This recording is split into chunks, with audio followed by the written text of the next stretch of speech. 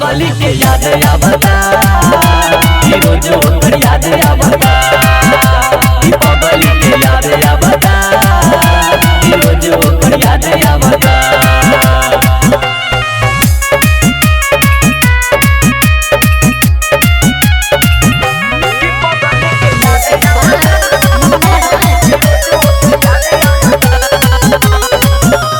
विरोध में पागल होके अभिल तरपत बानी ना जाने कौन गलती कइनी ओकर सजा भोगतानी।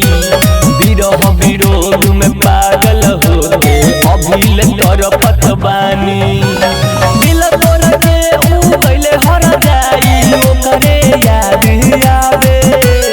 दिल तोड़ के ऊ गइले हर जाई ओकरे याद आवे। जहाँ बजाई जहाँ बजूनी लोगवा पागल बतावे कि पगली के याद आवता कि रोज ओकर याद आवता कि पगली के याद आवता कि रोज ओकर याद आवता।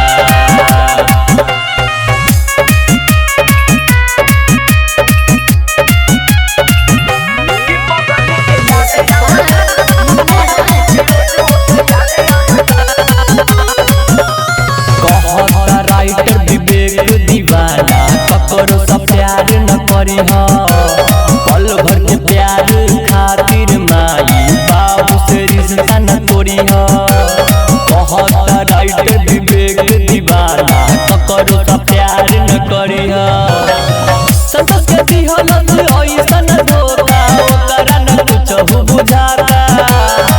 संजय के दिहलत ऐसन धोखा ओकरा न कुछ बुझाता। कानी कानी मोहबी अपन दुख सबसे कहता कि पगली के याद आवता कि रोज ओकर याद